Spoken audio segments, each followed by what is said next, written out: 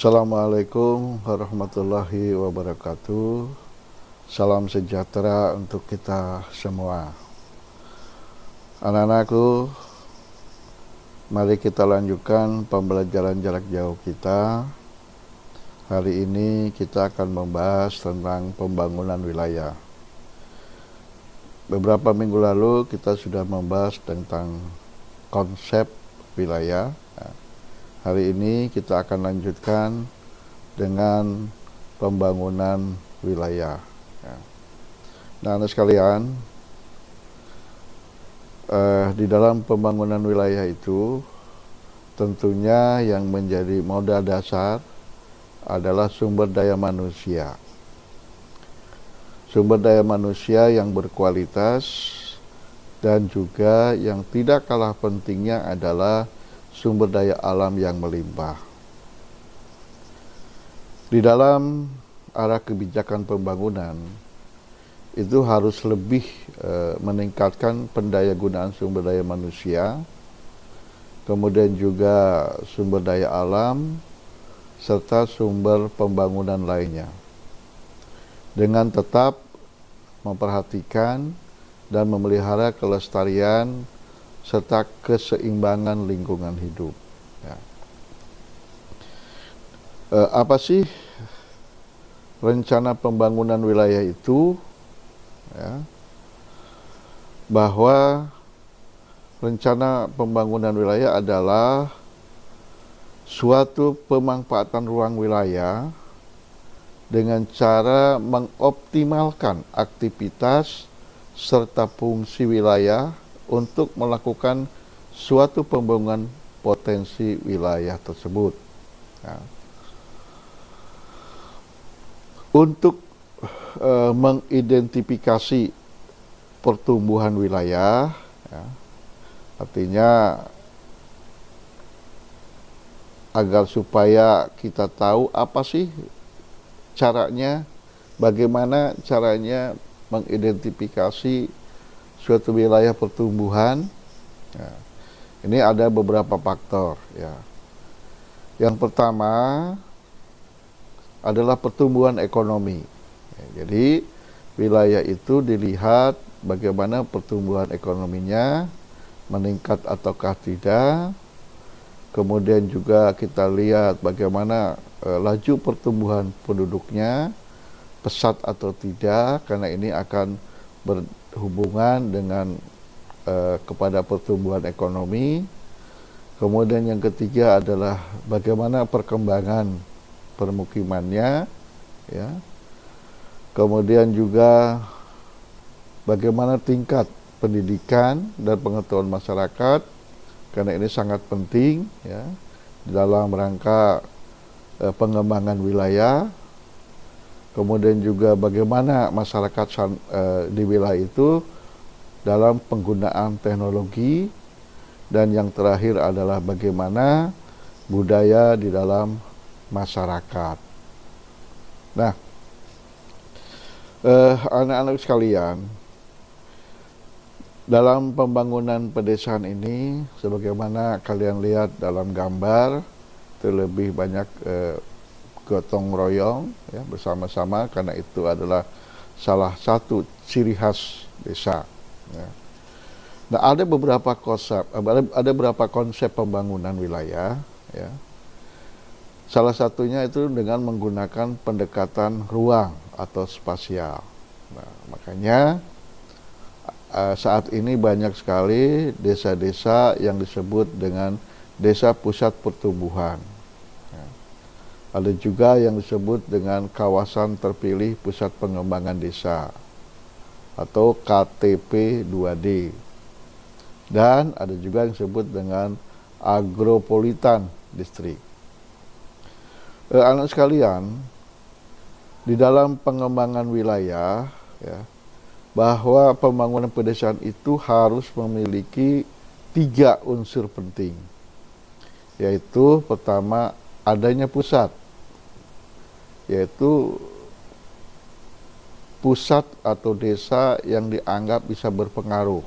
Artinya ada wilayah pengaruh, ada desa yang berpengaruh, Kemudian yang ketiga adalahnya jaringan transportasi yang bagus. Ya. Jadi jaringan transportasi ini ada sarana penting untuk terjadinya interaksi. Ya. Karena tanpa ada jaringan transportasi, mana mungkin ya akan terjadi pembangunan pedesaan atau desa itu bisa berkembang. Nah, kita lihat pada gambar ini, anak sekalian, ini adalah di mana desa yang mempunyai potensi, ya, desa yang mempunyai potensi ini nanti akan ditunjuk sebagai desa pusat pertumbuhan. Nah, bagi desa-desa yang ada di sekitar desa pusat pertumbuhan, jadi ini disebut dengan desa hinterland, ya, desa hinterland. Jadi inilah nanti yang akan dipengaruhi, ya, yang akan dipengaruhi. Tadi dari awal sudah dikatakan bahwa untuk pertumbuhan itu salah satunya adanya pusat atau wilayah atau desa yang bisa mempengaruhi. Ya. Kemudian tentunya adalah jaringan transportasi juga harus bagus sehingga nanti akan terbentuklah pertumbuhan desa. Nah, anak sekalian, tadi kita berbicara tentang agropolitan. Nah, agropolitan ini adalah desa yang berada di lahan pertanian. Ya, desa yang berada di lahan pertanian. Kenapa? Karena agropolitan itu merupakan kawasan pertanian, ya, yang melayani pengembangan daerah pertanian. Jadi daerah pertanian itu dikembangkan sehingga menjadi wilayah desa berpengaruh. Ya. Kemudian melayani pemasaran produksi pertanian untuk dikirim keluar. Ya, jadi hasilnya itu bisa dikirim keluar. Itulah disebut dengan agropolitan, ya, atau desa agropolitan. Anak sekalian, pembangunan pedesaan itu harus diarahkan pertama kepada pemantapan ketahanan pangan. Karena ini penting, karena kebutuhan hajat hidup orang banyak, ya.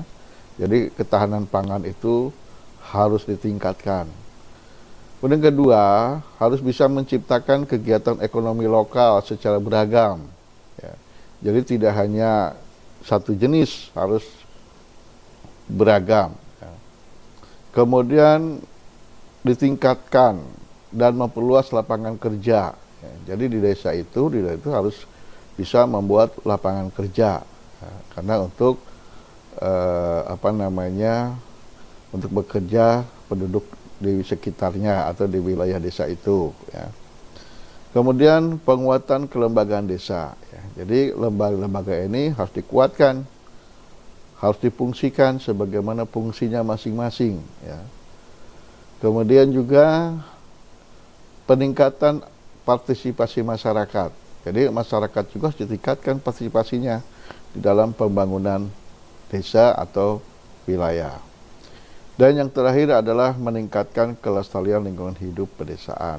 Nah, ini sangat penting karena tanpa dilestarikan lingkungan hidup atau lingkungan hidup pedesaan, maka desa itu nantinya akan parah, ya, oleh pembangunan. Jadi tetap kelestarian ini harus tetap dipertahankan sehingga diperlukan, makanya pembangunan itu salah satunya tidak boleh melalaikan tentang kelestarian lingkungan hidup.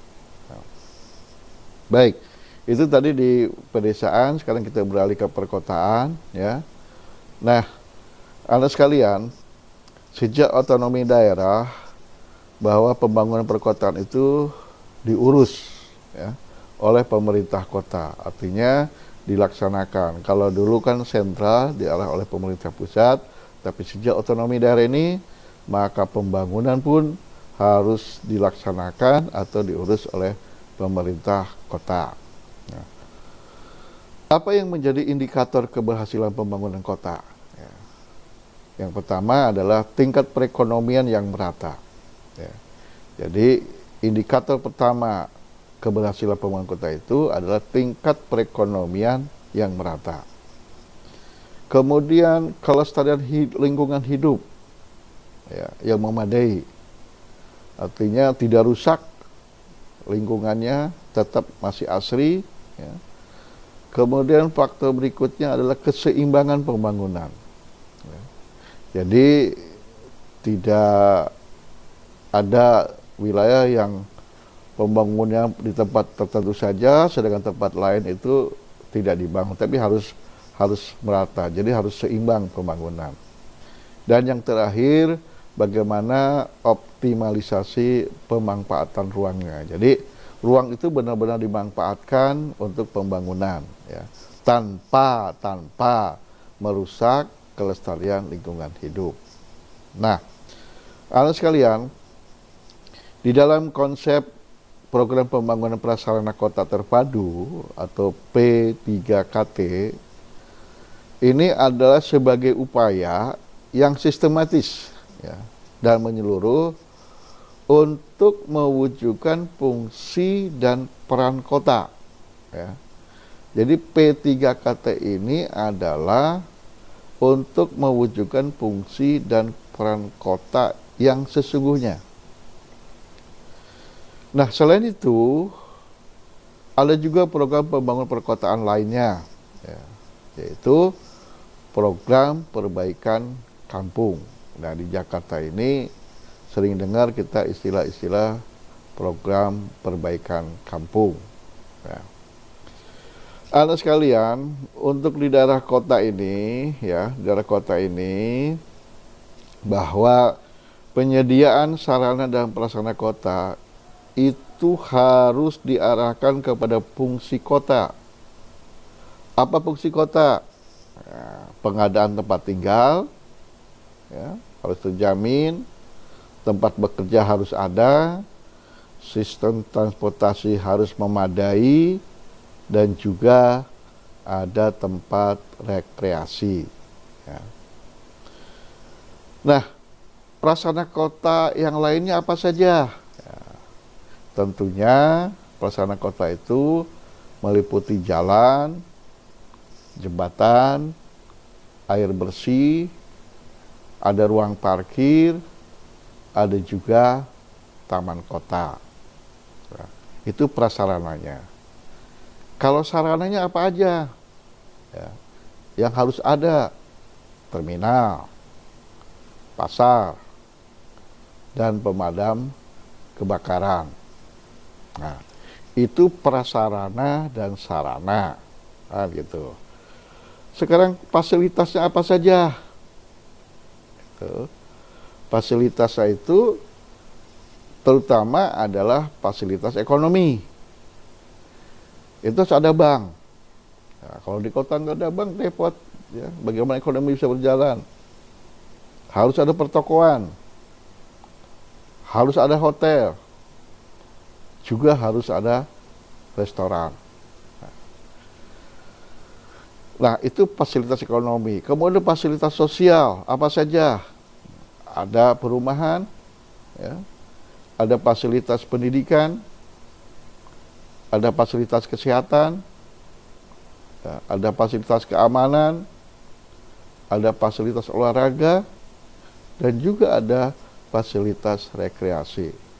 Karena di kota itu juga perlu tempat-tempat rekreasi untuk menghilangkan stres dari bekerja atau hiruk-pikuk kota yang membuat warganya begitu tegang dan stres. Nah, anak sekalian, di dalam pembangunan kota itu harus diarahkan, ya, pertama adalah aspek topografi. Ya. Jadi lihat dulu aspek topografinya, sehingga makanya ada disebut dengan kota pegunungan, kota dataran tinggi, ada juga kota dataran rendah, ada juga kota pesisir. Nah, itu dilihat dari aspek topografi. Nah, kalau dilihat dari aspek kegiatan ekonominya, terutama ekonomi yang menonjol, nah, maka itu ada kota pariwisata. Ya, contohnya kita Bali lah ya, kota pariwisata. Kemudian juga ada kota industri dan juga ada kota perdagangan. Ya.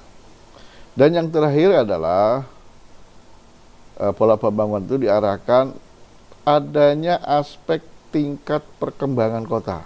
Ya, artinya memungkinkan nggak kota ini berkembang? Gitu. Ya. Karena pertumbuhan penduduk itu jelas akan lebih cepat, akan bertambah. Maka salah satu adalah tentang pemukiman. Nah, bagaimana?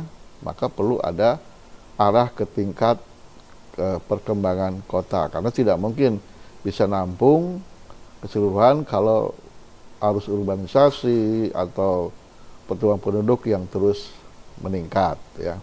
Nah, itulah anak sekalian, ya, pembangunan wilayah materi ini sampai di sini, dan terima kasih pada kalian yang sudah memperhatikan dan belajar dengan baik. Mudah-mudahan kita bisa berjumpa dalam sesi pertemuan berikutnya. Terima kasih. Assalamualaikum warahmatullahi wabarakatuh.